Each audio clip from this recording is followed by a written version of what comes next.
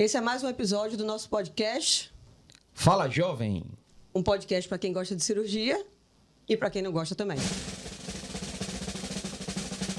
Muito bem, o tema hoje é bastante... Tem interação, na verdade, com as mais diversas áreas da medicina, na verdade, né? Com a minha área de cirurgia, com a área de GI, cirurgia de cabeça e pescoço. A gente vai falar um pouquinho hoje sobre saúde digestiva. Estou aqui com minha grande amiga de longa data, Andressa Rebouças. Andressa é médica gastroenterologista, formada pelo nosso ilustre Hospital Universitário Onofre Lopes, a Casa de Onofre, onde ela fez residência de clínica médica e gastroenterologia. E ela tem também pós-graduação em manometria do trato digestivo, do tubo digestivo, no Hospital das Clínicas de São Paulo, da Faculdade de Medicina da Universidade de São Paulo. Andressa, bem-vinda. É um prazer enorme tê-la conosco. Eu que agradeço o convite, né? Fiquei muito feliz de saber que hoje ia ser um dia que a gente ia dedicar esse bate-papo à saúde digestiva e por estar aqui também dando a minha contribuição.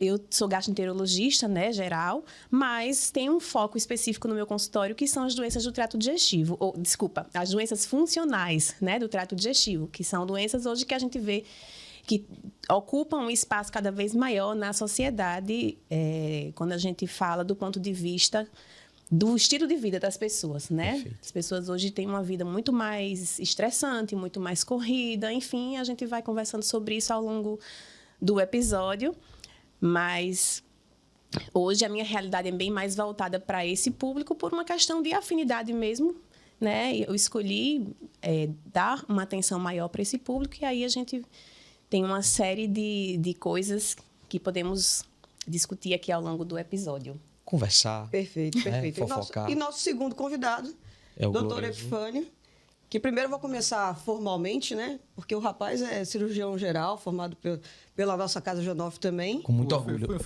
Muito orgulho. Deu muito orgulho à Casa de Onofre. O rapaz, na sequência, me mata de orgulho.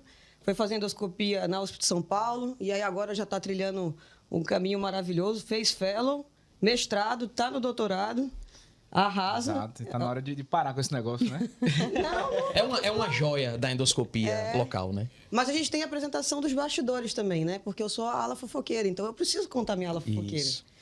Sem dúvida, você tem que ter essa pá. Epifânio foi meu residente. Na verdade, foi nosso residente, né? Nosso residente. Exato. E aí conheci como professora, né? Mas não tem mais professora, né? Eternamente. Isso aí, professor e professora. Isso aí já passou. E um dia ele me apresentou, na época, namorada, hoje esposa dele, né? E aí eu descobri que o melhor do Epifânio era a esposa dele, gente. Pior que eu tenho que concordar, né? Não tem jeito. Aí a pessoa que eu fofoco, que eu conto minha vida, que a gente conta as lamúrias, né? Quando o Epifânio vê, tô eu lá na casa dele, fofocando. E agora eu sou apaixonado pelo menino dele. O menino dele é a coisa mais linda do mundo. Aí essa é a marmelada daqui. Exato. E a vida, né? Mina minha cara, mas apesar disso é lindo, loiro. Então. Mas existem esses paradoxos, Epifânio. São iguais os meus. São a minha cara, mas são belíssimos. Exatamente. Os dois. Eu tô achando você um pouco falsa, viu? Porque todo cara que senta aí do lado, toda pessoa que senta aí do lado, você diz assim: é meu melhor amigo. Rapaz, é meu melhor amigo. Eu não disse que ele é o meu melhor amigo. Eu deixei muito claro que a minha melhor amiga é Manu, entendeu? Ele perdeu o posto. Lugar, gente. Entendeu? Ele perdeu o posto. Mas assim, aqui é só marmelada. Eu não chamo que eu não gosto, né? Então não tem jeito. Só um detalhe. Os dois não são tão parecidos assim com você. O quê? O Pedrinho mas... Isso é pra agradar a doutora Milene, que vai assistir o podcast, eu acho. Felipe... Não se preocupe em agradar... Se ficar muito, vai descobrir que é a dermato dela, entendeu? Não se preocupe em agradar a Milene, não, porque ela não assiste, não. Não, mas é fato. Que absurdo. O que é isso? Ela não vê, não.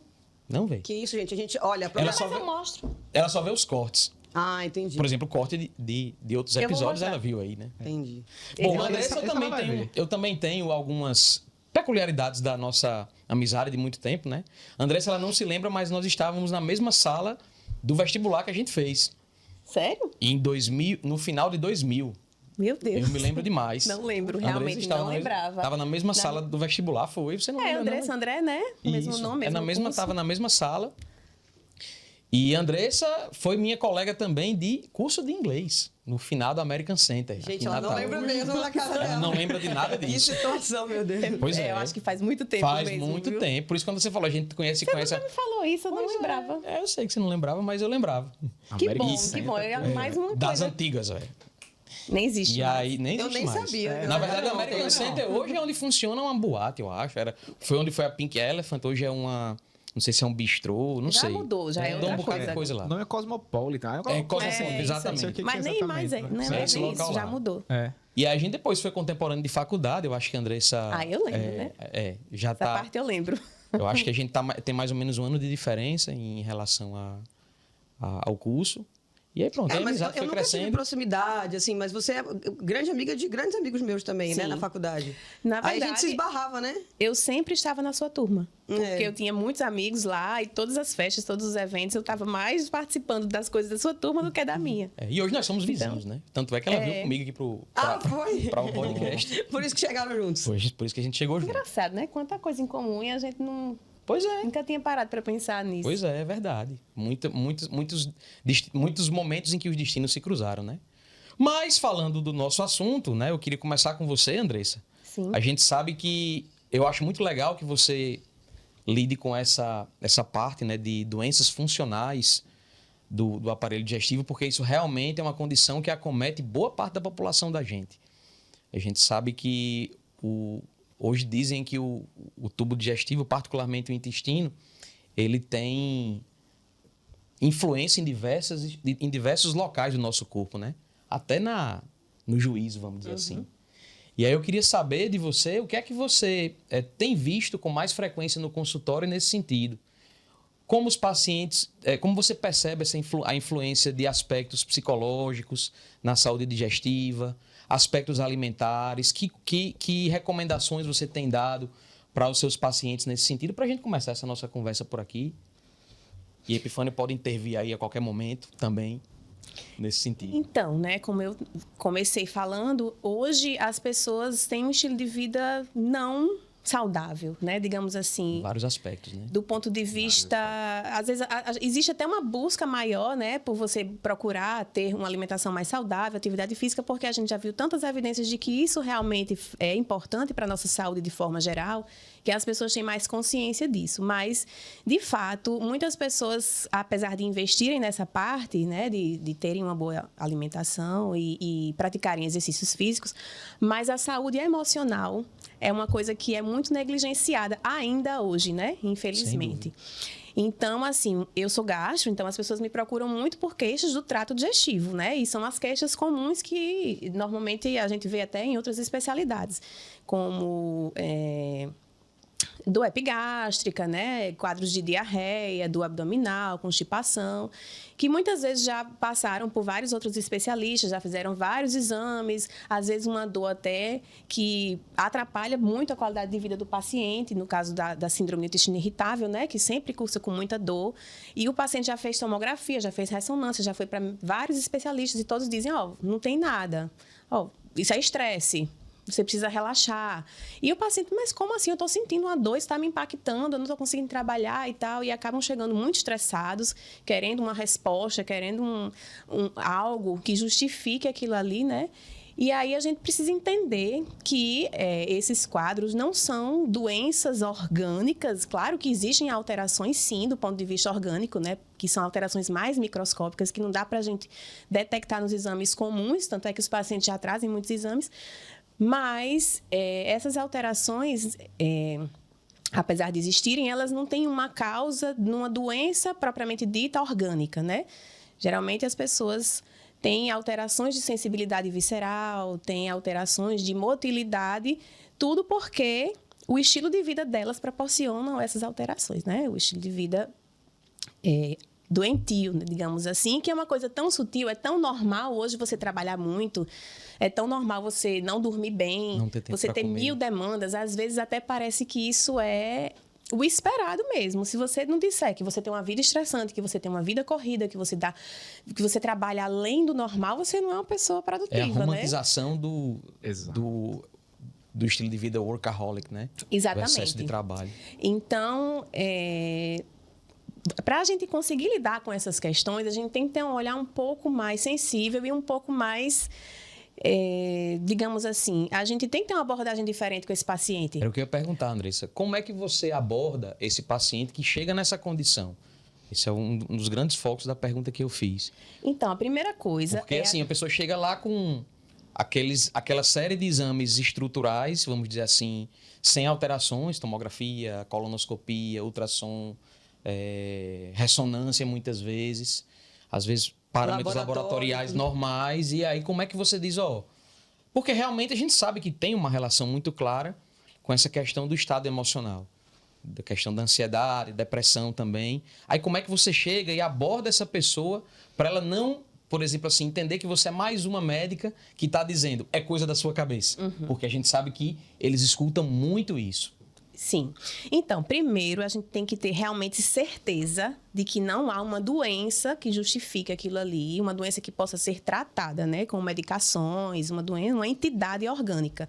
Então, por mais que o paciente já tenha feito alguns exames, a gente tem que esgotar as possibilidades, né, na maioria dos casos, de que realmente não tem uma doença subjacente ali, que possa estar simulando um quadro, né, um quadro funcional e que, na verdade, não é. Então, isso é o primeiro ponto, a gente tem que ter muito cuidado com isso. Sim. A gente não pode dar diagnósticos sem ter um leque de possibilidades ali que a gente vai esgotar, né? Perfeito. Principalmente doenças mais importantes, como uma neoplasia, uma doença inflamatória intestinal, por exemplo, que às vezes fica ali meio que não faz um quadro clássico, né? Não acomete o cólon, por exemplo, mas um Crohn delgado ali que aparece de forma leve, dá alguns sinais, mas que tem a remissão e a gente fica naquela, né? Ah, não, isso aí é uma doença funcional, é síndrome de intestino irritável, então a gente tem que ter muito cuidado com isso. Então, na hora que você faz a abordagem do paciente e você realmente exclui uma doença dessas, isso já é um ponto importante, porque aí você vai mostrar para ele, né? Você vai provar para ele, através da investigação que a gente faz, e que realmente não tem, tá aqui, você não tem câncer, porque a preocupação maior é essa. Sim. Ou acha que está com câncer, às vezes chegam pessoas até com perda de peso, porque começam a fazer dietas muito restritivas, sem uma orientação específica, e começam a perder peso, começam a ter quadros assim mais dramáticos, e aí você tem que descartar e mostrar para ele, tá vendo que isso aqui não é câncer, você não vai morrer disso, você não tem uma doença orgânica, uma doença grave. Então, isso já dá uma certa tranquilidade. Tá, mas se não é isso, o que é que vai ser? Eu estou sentindo, né? Não é coisa da minha cabeça, é algo que realmente tá acontecendo comigo. E aí a gente vai avaliar também o contexto social desse paciente, profissional. Eu atendo muitos pacientes com burnout mesmo, que trabalham em situações de estresse extremo, que trabalham com pressão, né? Que passam por situações familiares muito complicadas. Então, se você não entender esse contexto e você não procurar alternativas também para que a pessoa consiga, né? Assim, de fato,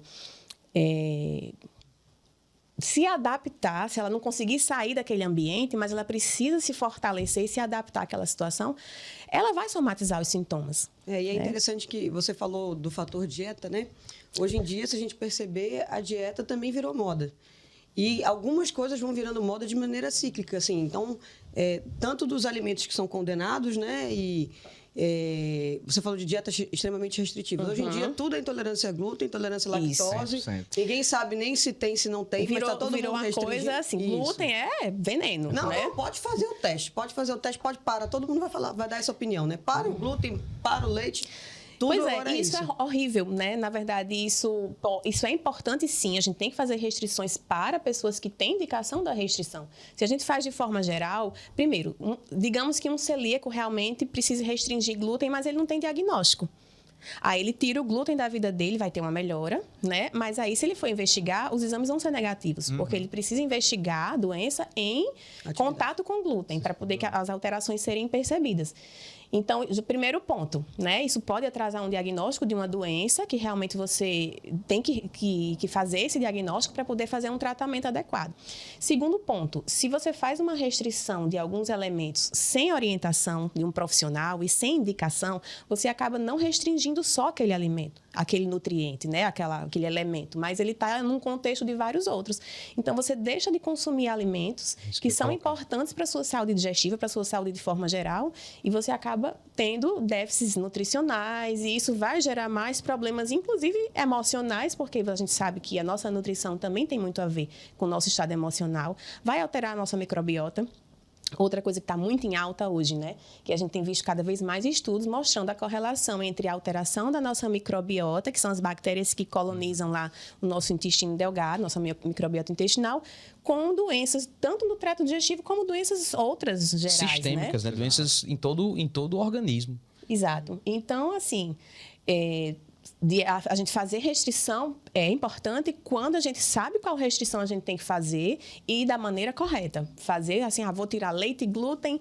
Leite hoje virou também outra coisa condenável, né? E, na verdade, assim, a intolerância à lactose, ela nem é uma doença. Eu tô falando do meu ponto de vista, de acordo com as leituras que a gente faz. Mas, assim, eu não considero que seja uma doença. É um traço genético. É a pessoa que não produz mais a enzima lactase na fase adulta, que seria o esperado para os mamíferos, né?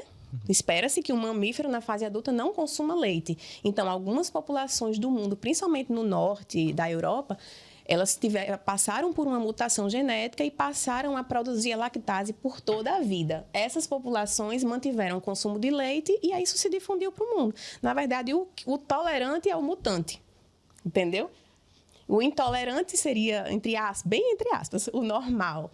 Então, não é uma doença, é um traço genético. Eu acho bem interessante essa questão da lactose, da intolerância à lactose, porque o que eu percebo é que é como se a pessoa tivesse uma espécie de reserva da enzima que vai sendo consumida ao longo da vida. Porque assim, logo que quando você é adolescente, quando você é um adulto jovem, quando você é criança, você consome leite à vontade e não tem absolutamente queixa nenhuma. Agora, à medida que você vai aumentando a idade, fatores, né, para que isso aconteça. Porque, de fato, assim, até os 5 anos, intolerância à lactose é zero. Não existe. Isso. Uma criança até 5 anos não vai ter intolerância à lactose.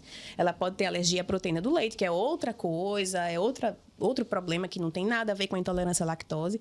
Mas a intolerância à lactose primária, né, que é aquela que a pessoa já nasce com aquela característica genética, ela começa a se desenvolver após os 5 anos.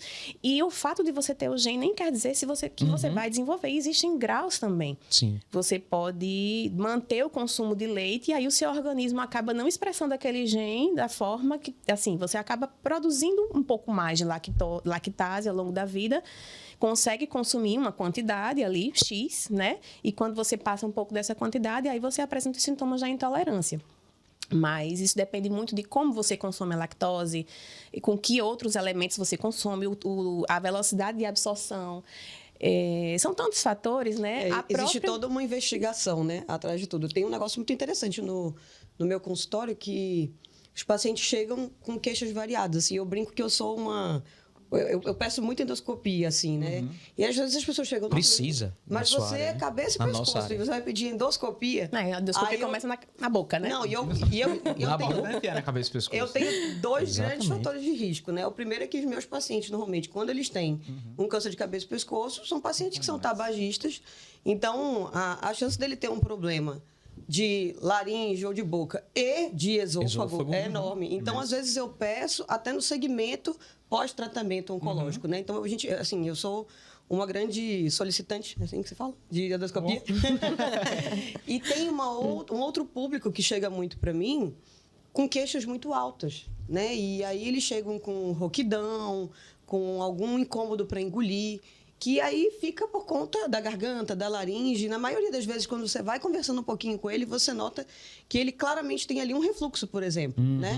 Então, eu já peço a endoscopia também. Então, eu brinco que a gente tem uma relação muito boa. Tirando que quando, às vezes, ele faz alguma coisa, acha alguma coisa onde não deve e manda para mim também, né? Exatamente. Você, como endoscopista, o que é que você mais acha, assim, que você já notou que tem... Os pacientes vão para fazer endoscopia com queixas diversas. Os seus achados principais na endoscopia? De fato, eu vou até fazer um parênteses aqui. Fiquei preocupado com a reserva do professor André, porque eu consumo bastante dessa reserva. Então, a minha tá com os dias contados. Eu gosto muito de leite, né? Até pela minha história do interior. Não, tô brincando. Claro que... Não se preocupe. Até quanto mais você utiliza, né, em tese, seu organismo vai se adaptar e por aí vai. Então, isso é uma coisa interessante. Eu gosto muito, até pelas minhas raízes interioranas, né? Faz parte da cultura, a gente ir lá no curral, tomar o leite, por aí vai. Graças a Deus, a minha raiz é de fora. Então, eu acho que eu posso gastar. É verdade. Eu acho que eu tô mutado. Talvez você já tenha a mutação do gene, né? Porque você tem raízes europeias. Exato. E eu vou puxar até para antes do exame, vou puxar para o consultório, né? E é outra coisa interessante que muita gente acha que ou eu sou gastro ou eu sou coloprocto, né? Essa é uma dúvida muito frequente, inclusive de colegas médicos. Pô, já foi, mas você é gastro? Eu falei, não, eu sou endoscopista. Ele fez, endoscopista. Então você é gastro. Eu fiz, não. Ah, você também faz coluna. Eu digo, isso. Ah, então você é coloprocto. Eu fiz, não, eu sou endoscopista. Eu fiz residência em endoscopia, né? Por que você não diz que você é cirurgião? É também bonito. Eu acho tão lindo. Você Exato. podia falar E no isso, final né? das contas, Pô, se Epifânio, você é né? o que você é, de Exatamente. formação. De É fato. o que acontece em boa parte da sua atividade endoscópica. É. Hoje você é uma referência, Porque você e a gente faz vai falar já sobre isso, em endoscopia terapêutica. procedimentos, Que isso. nada mais é do que o endoscopista que está habilitado a operar por endoscopia. De fato, mas aí eu assumo até uma função pedagógica, de um modo geral, de falar que a endoscopia é especialidade médica hoje, né? Você tem residência médica de 2 anos. A maioria das pessoas não sabem, Não né? sabe. Sim. Inclusive colegas médicos, né? Eles perguntam, Sim. Epone, como é que é o caminho? Isso aí pode até ser tema para depois a gente explicar como é que você se torna endoscopista, né? Mas no Você fez o curso onde? Exato, Senac, né? Fim de semana. E... Que fase, meu Deus. Ah, então você não é médico? Você é endoscopista? Isso, como é isso, né? Como os anestesistas? Como os anestesistas, é o mesmo curso. E uma coisa interessante, eu faço consultório também, mas o meu consultório basicamente hoje é de pré e pós-operatório, seja de lesões para ressecção, seja de via biliar, mas sempre o paciente tem alguma queixa, né? E uma pergunta que eu adicionei ao meu consultório há um tempo, isso é uma coisa interessante, todo mundo fica, como assim, doutor? Eu pergunto, quanto tempo faz que você não encontrou seus amigos? Existe um cara no Rio Grande do Sul chamado Dr. Pedro Chestatsky. Esse cara é um neuro que é referência na neurologia, PhD em Harvard, um cara muito bom, e ele começou a estudar longevidade. E é um tema que me interessa, eu comecei a acompanhá-lo, né? Ele começou a falar sobre as Blue Zones, então, que são as zonas que a gente tem a maior expectativa de vida, né? Que você tem melhor qualidade de vida, as pessoas são mais felizes e por aí vai. E aí, nessas Blue Zones, ele percebeu uma coisa muito interessante, que esse contato, inclusive que a gente está tendo aqui agora, de sentar para conversar e encontrar com pessoas que você gosta, isso determina a sua longevidade. E é uma coisa que a gente negligencia muito hoje em dia. Então, o paciente chega pra gente, pô, como é a tua vida? Não, doutor, eu acordo 5h30 da manhã, vou trabalhar, aí almoço perto do trabalho para ganhar tempo, chego 7 horas, aí ficou um negócio de trabalho para fazer, eu chego em casa, abro o computador, vou terminar, 10h30 da noite eu vou dormir, no outro dia acordo e...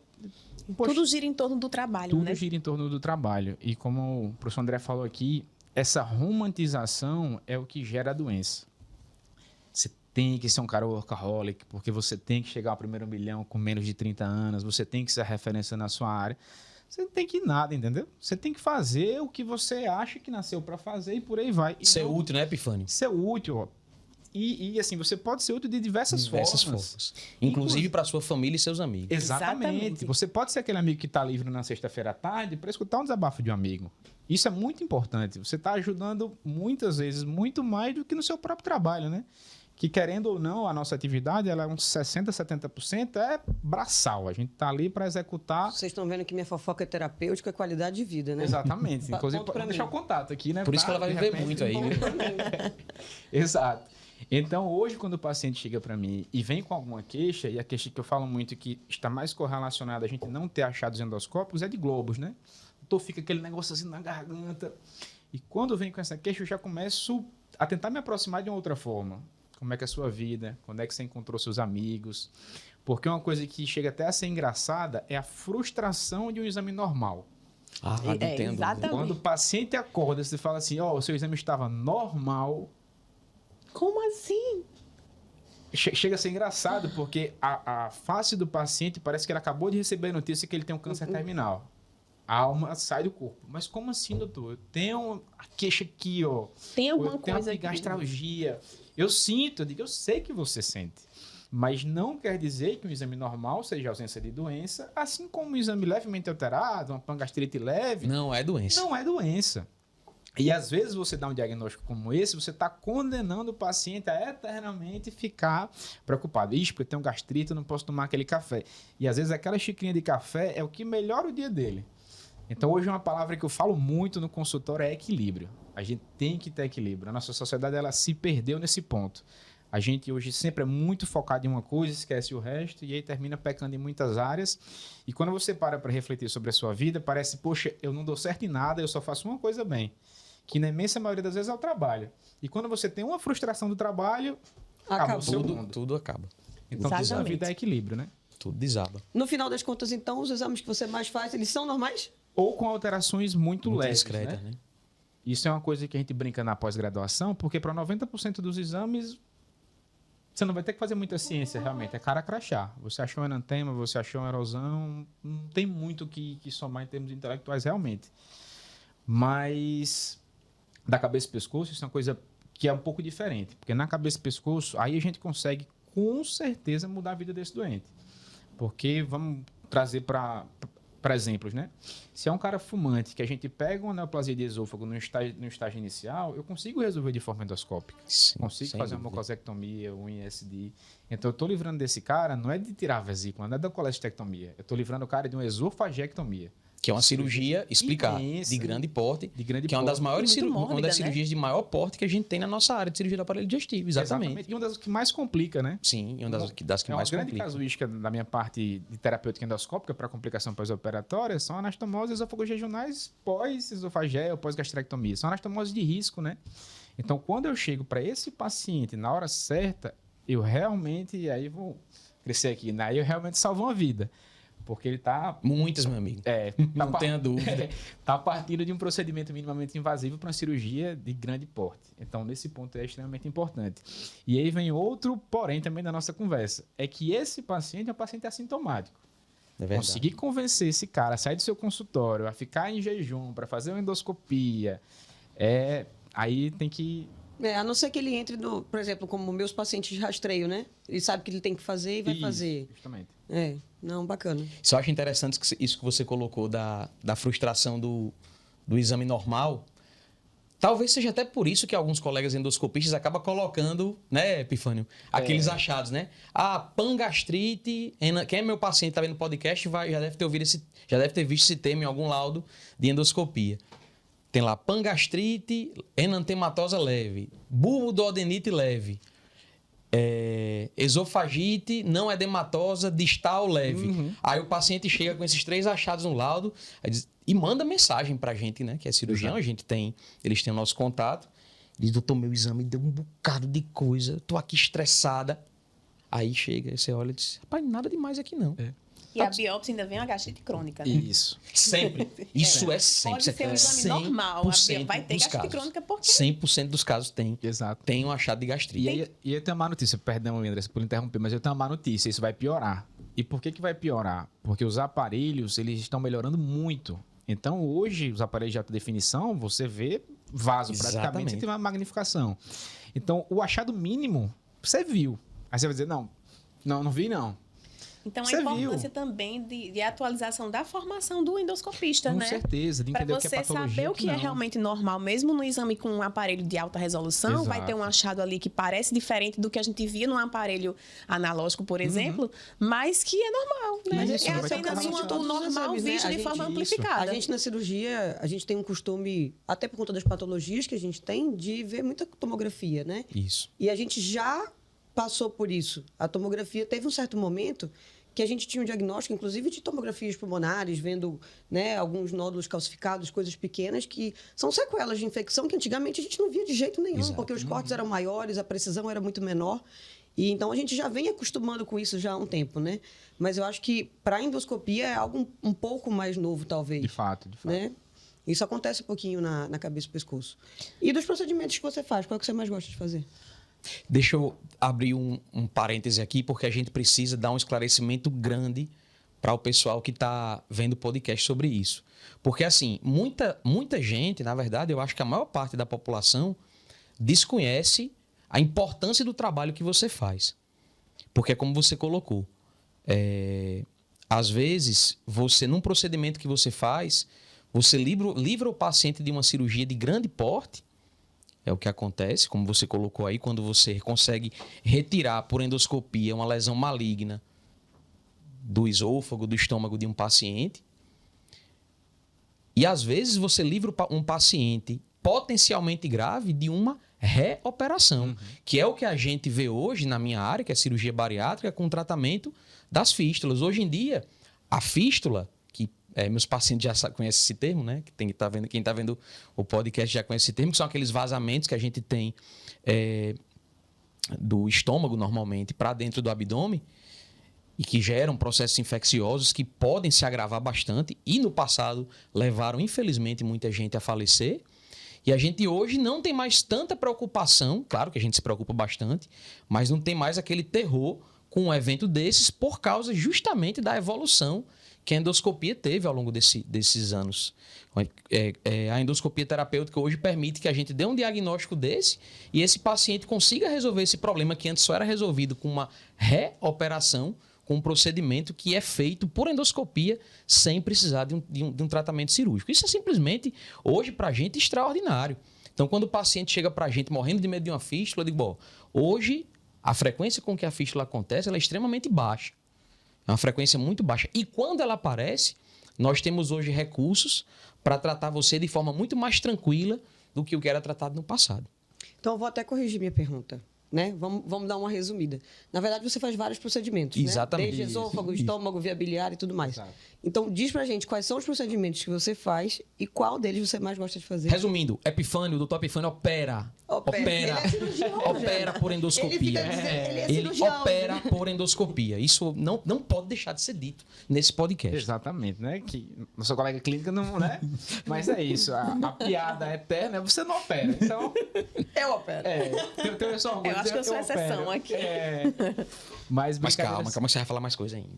brincadeiras à parte, Não, mas tudo bem.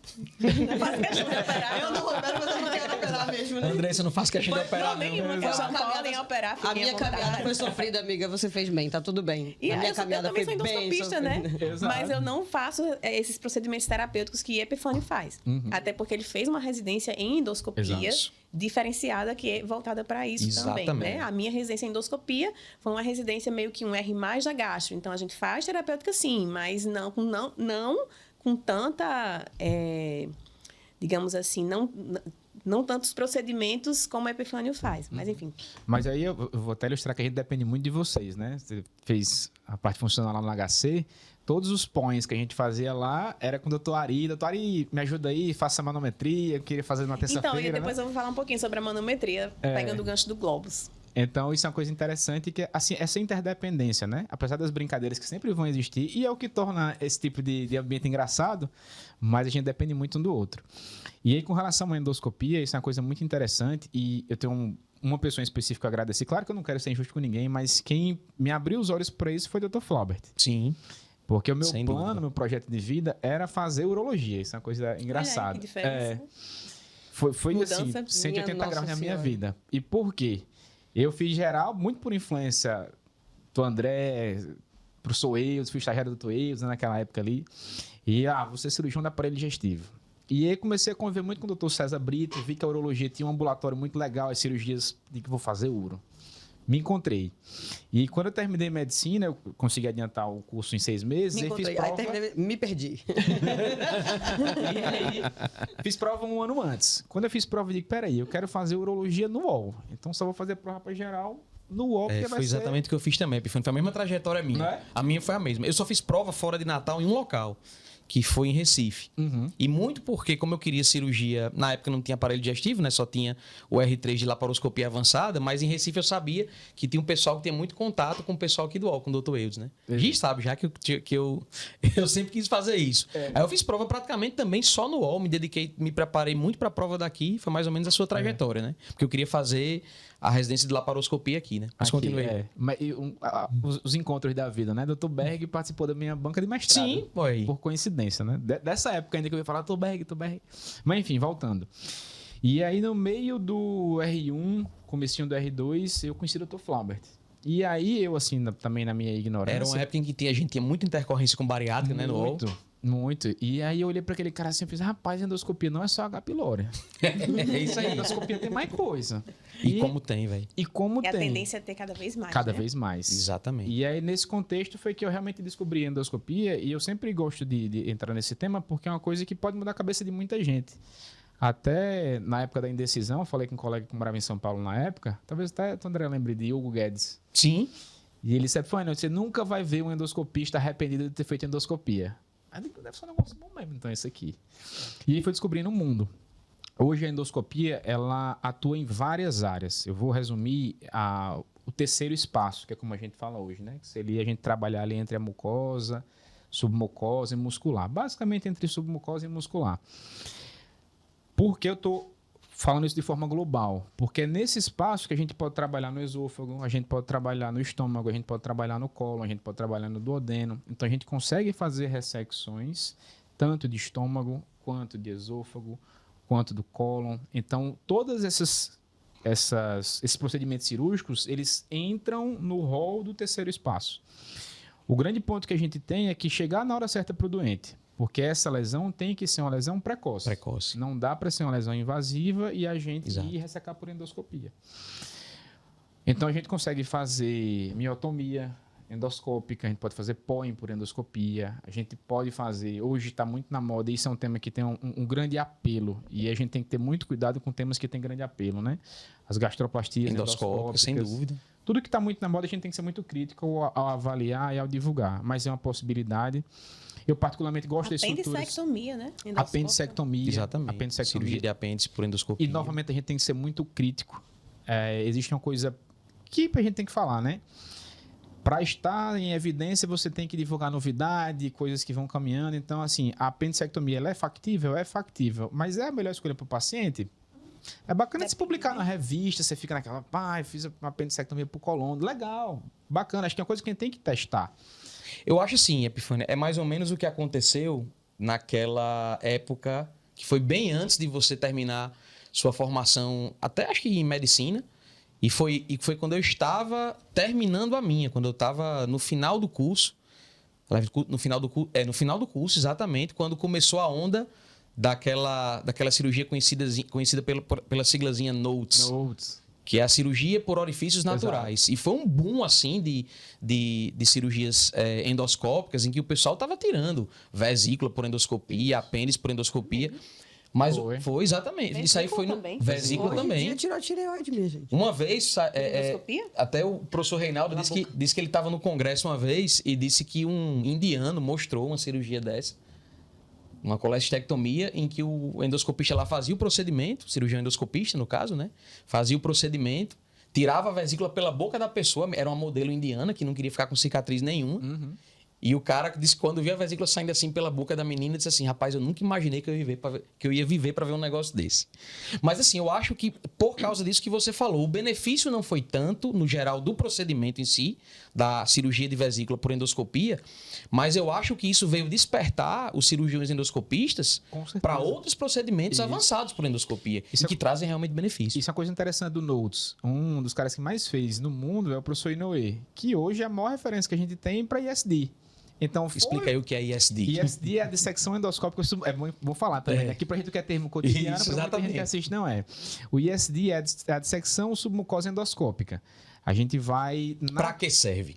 Pra que serve? Pra ressecar lesões. Tirar lesões. Então, a gente vai lá e vai tirar essas lesões. É importante pra gente entender que a imensa maioria dos órgãos do trato digestivo, eles têm 4 camadas, né? Mucosa, submucosa, muscular e a serosa. E a camada que dá sustentação é a muscular. Então, eu vou retirar essas 2 camadas de cima, a mucosa e a submucosa. Então, o ISD basicamente é para ressecar lesões dessas camadas. Só para quem está em casa entender direitinho. E você consegue, dessa forma, tratar lesões malignas, às vezes. Muitas vezes malignas. Isso. Por meio da endoscopia. Né? Precoces por meio da endoscopia. E aí está a importância também dos exames diagnósticos, né? Sem dúvida. Dos exames, a porta de entrada do paciente para a endoscopia terapêutica. Exato. O exame bem feito, o exame diagnóstico bem feito, ele tem um valor imenso. Imenso para a gente em vários aspectos. Inclusive em sendo uma lesão ressecável, nitidamente ressecável, não ir lá e biopsiar. Porque a fibrose que fica dessa biópsia dificulta o nosso trabalho mais na frente. Então, o exame diagnóstico bem feito, ele é de extrema importância. Muitas vezes, até dependendo da ressecção, é muito mais importante ter uma boa conduta, uma boa propedêutica inicial e não fazer até. Porque às vezes você fica com vontade de tirar. É pequenininho. Exatamente. Será que eu não consigo fazer aqui com as 2, 3 passadas de pinça, né? Justamente. Mas você está prejudicando o paciente. Então você tem essa expertise de olhar assim, poxa, aqui tem um vaso dilatado, tem a chance de ser uma lesão mais invasiva, eu preciso retirar em monobloco, não vou tirar de pinça. Isso aí tem um valor imenso, um valor gigante. Mas aí, só complementando o que você está falando, isso levanta outras questões em relação, principalmente, né, aos pacientes que não têm acesso ao sistema de saúde, Esse que grande é o ponto. fluxo para esses pacientes que a gente consegue achar essas lesões na porta, né, digamos assim, nos exames diagnósticos, a gente detectou uma lesão precoce. E aí, esse paciente da lesão precoce, quando ele for ter acesso ao procedimento terapêutico, Exatamente. a lesão já não vai ser mais precoce, porque vai Verdade. demorar tanto, Verdade. vai ser um curso tão longo, às vezes de anos, né, que não fazer nada também ali naquele momento é complicado, porque a gente sabe a dificuldade Verdade. que o paciente vai ter para chegar Mais na na frente. terapêutica. Então, isso é um ponto para se pensar De fato. nos fluxos de acesso ao paciente à terapêutica.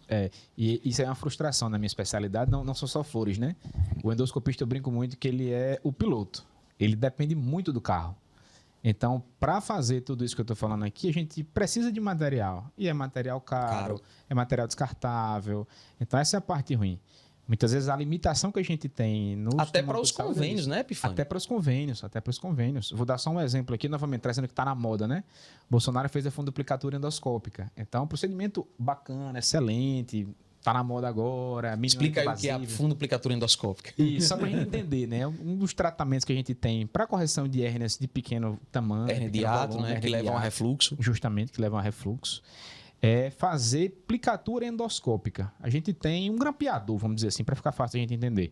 A gente tem um grampeador que faz com que aquela região que está entreaberta, ela seja fechada. Que permite o Faz refluxo. uma válvula, Isso. né? Confecciona Uma uma válvula nova ali, Exatamente. que a antiga já não está funcionando mais. Só para explicar melhor, Isso, né? quem É tá em aquela casa. situação que normalmente, numa cirurgia, num paciente que tem uma doença do refluxo com indicação de cirurgia ou que se beneficia da cirurgia, esse procedimento pode ser feito por laparoscopia, mas é uma operação, né? Por laparoscopia, Exato. por cirurgia minimamente invasiva, cirurgia laser, dos furinhos, como o pessoal conhece popularmente.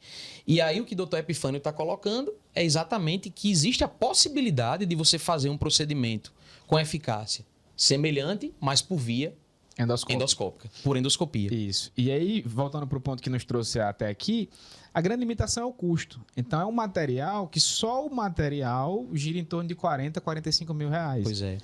Então, isso limita para 99,9% da população Sem brasileira, dúvida. né? Quando hoje você tem o mesmo procedimento, quer dizer, equivalente, vamos dizer assim. Isso. O procedimento equivalente feito de forma cirúrgica minimamente invasiva, oferecido pelo SUS. Exatamente. Inclusive nos convênios, né? Sim. Até para um convênio, para você aprovar um procedimento Isso. desse no convênio, não é tão fácil quanto aprovar uma cirurgia. Sem dúvida. Verdade. Porque Verdade. o custo é muito mais alto. Isso. E até assim, o que acontece hoje, isso é uma coisa que eu sofro muito hoje, é o que mais me tira esses cabelos brancos, né, aqui. Todos nós, meu amigo. É o desconhecimento de boa parte da auditoria. E aí eu me coloco no lugar do auditor, porque eu também já fui auditor, né, nessa minha caminhada longa aí. Na FAB? Ao longo desses... Também da FAB. Fui da FAB e fui da Notre Dame Intermédica em São Paulo. 3 anos lá. E muitas vezes aquilo não é da nossa área. E quando você chega para endoscopia, que é uma área nova, que tem muito procedimento, que todo ano aparece coisa nova na endoscopia. E você pede, então, muitas vezes a gente tem a negativa, você tem que explicar tintim por tintim, com foto, é assim, é assado, para explicar para o cara o benefício de fazer de forma endoscópica. Por exemplo, o tratamento de fístulas, né, que o professor Neto estava falando. Perfeito. Isso aí é extraordinário pra gente. Isso. Para você conseguir explicar para o auditor, olha, eu preciso desse material, que é muito mais barato do que a outra terapêutica que a gente tinha, seja cirúrgica, seja endoscópica. O cara vai dizer, não, peraí, mas eu não ouvi falar de vácuo ainda. Como é esse negócio de vácuo? E aí a gente fica sofrendo com relação a isso. E você vê que é uma situação que, se os auditores conhecessem, eles entenderiam que isso poupa o paciente de internação em UTI, consumindo Exato. recurso em diária de UTI, consumindo leito de UTI, Antibiótico. do qual outro paciente poderia se beneficiar, Aí antibióticos o paciente faz uma caros, infecção, aí prolonga o exatamente, internamento. reoperações, e aí internações começa prolongadas. uma bola de neve de eventos, né? É isso aí, é isso mesmo. Então, E custa uma eu coisa ainda que não assim, sei o né? que você mais gosta de fazer. Sim, vamos Eu lá. acho que ele gosta de tudo. Gosto Ele de falou tudo. tudo. Gosto de tudo, E ele mas não falou de tudo ainda. eu gosto de tudo. Gi, eu acho que ele gosta de tudo, sabe por quê? Porque não tem um dia que eu não ligue uma vez que eu não ligue pra Epifânio, que ele liga assim, rapaz, isso eu não posso fazer não, eu não posso fazer isso não. Não dá pra fazer não. Ele sempre diz, bora, vamos embora, vamos fazer, então é tudo que ele gosta. E gosto mesmo, eu sou muito feliz no que eu faço. Muito mesmo. É porque nós somos adultos, a gente não faz só o que a gente gosta, entendeu? Exato. Esse é o motivo. Às vezes eu faço coisas que eu não gosto, não. Assim eu faço. Mas aí eu vou... Não quero romantizar a coisa, né? Vamos lá, porque o que eu mais gosto de fazer é CPRE. aí fora. Aquilo me dá um prazer, porque pra mim parece que eu tô jogando videogame. Cateterizar a papila. A sensação de você ver o cálculo saindo da vermelha. É uma delícia. Poxa. Pessoal, o que muito o doutor prazeroso. Epifânio tá dizendo aqui, eu vou explicar novamente. Eu vou explicar. Normalmente o que acontece? A gente tem as pedrinhas na vesícula, elas podem passar da vesícula para o canalzinho do fígado e descer para o intestino. E nesse trajeto, né, Epifânio? Exato. Nesse trajeto, essa pedrinha que está passando pode gerar uma série de problemas. Infecção, pancreatite. O que é que era feito no passado? No passado mesmo, você abria a pessoa, né? Abria a barriga da pessoa, tirava a vesícula dela, abria esse canalzinho do fígado e aí tirava essa pedrinha do canalzinho do fígado. Botava um dreno. Ou 2. 30 dias de dreno. 30 dias de dreno, para depois você poder tirar. Também. Tem gente que gosta de assistir vídeo do povo espremendo cravo. Isso, mas drenando abscesso. É satisfatório. É satisfatório. Eu acho, inclusive, que as mesmas, sei lá, vias cerebrais de prazer, que são Mas despertadas. gente, eu pesquisei Dopamina. sobre isso. Na verdade, é muito comum que as pessoas gostem de ver esse tipo de vídeo. Desde drenagem de abscesso, a retirada de lipoma. Tem algumas pessoas que postam esse tipo de coisa assim, né? Luiz Sebácio. E já teve Tem. gente me pedindo, sabe? Mas eu faço, gente, mas eu até boto alguns conteúdos com algumas fotos ilustrativas. Pedindo o quê? Do ponto de vista educativo, eu acho que às vezes você precisa mostrar alguma imagem para a pessoa entender o que você está fazendo. Mas mostrar realmente o procedimento, assim, eu faço muito retirada de cisto de couro cabeludo, coisas assim que o pessoal gosta muito de ver. E eu fui atrás. E uma das explicações, ela tem fundo psíquico mesmo, assim, de você ver algo preso, retido, e isso sair, sabe? Diz que isso pode te trazer uma sensação até de liberdade, de calma, de te trazer um prazer de fato. Então, tipo assim, eu super entendi o seu satisfatório. Tá tudo certo. Exato. E pro endoscopista é o pior exame, porque você toma radiação, é um procedimento que às vezes complica. Isso é até uma coisa muito difícil a gente explicar para o paciente. Como é que um negócio complica e é tão simples, né? Mas, doutor, não é pela boca, não vai ter corte, não vai ter nada. Tem como complicar esse negócio? Tem. É uma cirurgia pela boca.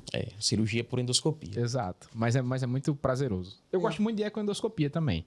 É uma área que muito me interessa, mas essa sensação satisfatória é a da CPRE. Eu acho o máximo. E às vezes a gente tem os gostos estranhos mesmo. Eu, na cabeça e pescoço, tem um cisto específico de couro cabeludo que as pessoas não gostam muito, né? Eu sou apaixonada por tirar aquele cisto. Ninguém explica. A pessoa da minha equipe já brinca. Nossa, esse cisto é a sua cara. Eu falei, gente, parece que eu boto no consultório. Aceito cisto que levar o cisto de cabelo, sabe? Porque vem pra mim. É impressionante. E eu adoro. Tem gente Mas ninguém que chama, quer, né? Ninguém quer. Ninguém Porque quer. é só sem gracinha, assim. Mas eu adoro. Muito Tudo bem. A madame tá chamando ali, viu? Já terminamos. Já. Mas Pelo menos a eu gente... consegui Passou descobrir o rápido, que hein? ele mais gosta de fazer. Porque eu achei que eu não ia descobrir. Não, deixei pro final, né? Isso faz parte do mexer. a gente vai precisar marcar outras conversas dessa, porque tem mais coisa para vocês falarem aí. Muito mais. Pode ter certeza. Depois a gente vai renovar esse Eu podcast. vou aproveitar para... Mas a parte 2. Mas, sem dúvida. Vou aproveitar para agradecer a presença e a parceria na vida, que Digo mesmo. existe, vai e volta. Muito obrigada. E você também, foi muito bacana. Eu que Vamos agradeço, fazer a nossa João. parte 2. Vamos sim. Bom, eu tenho a agradecer não só a presença no podcast, como a parceria em termos de amizade e profissional também. Eu, com frequência, faço consultoria com os dois dentro da minha área. Andressa, nos meus casos aí, realmente que eu vejo que vão se beneficiar dessa atenção que ela tem a todos esses detalhes, principalmente essa parte emocional, que infelizmente nem sempre no consultório a gente consegue, como diriam os americanos, endereçar tanto, né? A gente não consegue abordar tanto isso, e aí eu conto sempre com a parceria dela. E meu amigo Epifânio também é um colega que... Sempre diz que sim. E um grande amigo que sempre diz que sim e que já me ajudou bastante em muita situação de aperreio. E eu queria agradecer realmente a presença de vocês hoje, foi muito enriquecedor, com certeza. Para mim, para quem está assistindo, vai valer muito a pena. Que é isso. E a gente precisa repetir realmente isso. Obrigadão, viu? Eu que agradeço e aprendendo também com o Epifânio, né? Eu sou endoscopista, mas a gente sempre tem muito que aprender com os colegas que têm outras áreas de atuação. E com vocês também, é isso. Maravilha, Andressinha. Obrigado, viu? Eu que Agradeço agradeço. demais. Também aprendo muito e dependo muito, né? Boa parte dos procedimentos, como eu disse, POEM, por exemplo, sem manometria, a gente não É, e a consegue. manometria Tem que a gente falar nem mais falou, sobre isso né? aqui. Exato, é um tema que Tem que falar sobre isso ainda. merece. Tem que falar Então, sobre então isso. vamos até o próximo Exato. Fala Jovem. Vou só fazer o meu agradecimento aqui e terminar com a frase de efeito, né? Não vai fazer chorar, não. A frase do Frase corte, a efeito. frase do E corte. você é Frase do especialista nisso, viu? corte. Não, mas sucesso tem várias definições, né? E uma delas, uma que eu gosto bastante, você sabe que teve sucesso quando você se torna amigo dos seus ídolos, né? Então, Então, tá vendo lá pra chorar. saibam que vocês foram pessoas que na minha formação, você fala, poxa, eu quero ser que nessa pessoa. Não só pela qualidade técnica, porque qualidade técnica é uma coisa que, graças a Deus, não sei por quanto tempo, mas graças a Deus a gente ainda tem muito na nossa profissão, né? Você filtra muito até chegar no subespecialista. Então, você pega pessoas muito bem formadas do ponto de vista acadêmico. Mas, enquanto pessoa, poxa, isso aí não tem preço. Então, saibam que vocês marcaram a minha geração. São pessoas que a gente queria ser, poxa, esse cara é uma pessoa bacana, Giovana é uma pessoa bacana. São pessoas que eu queria ser. Então, hoje, poder chamar de amigos é um prazer muito grande, é um sucesso. Eu vou repetir o que eu falei para você quando você se formou em cirurgia geral, que eu não sei se você se lembra. É um orgulho enorme poder ter convivido com você. Obrigado, E sua obrigado. vitória é a minha vitória. Amém. E pode ter certeza que é recíproco, meu amigo. Você sabe realmente disso. Eu lembro que você, quando terminou a... E aí, eu disse, por isso que eu falei pra você que você ia me fazer chorar de novo, porque quando você terminou a residência, você me mandou uma frase que me emocionou bastante, né? E às vezes a gente acha... nem para pensar, né? Sobre essas coisas da rotina, que a gente diz assim, poxa, o cara lembra disso, o cara lembra que eu deixei ele fazer isso, o cara lembra que estava comigo nesse momento. Então, assim, e eu tenho muito orgulho, bicho, do profissional que você se tornou, da pessoa humana que você é. E pode ter certeza que eu quero estar sempre junto aí nessa parceria com você, viu? Exato. Parabéns pelo sucesso. Obrigado, obrigado.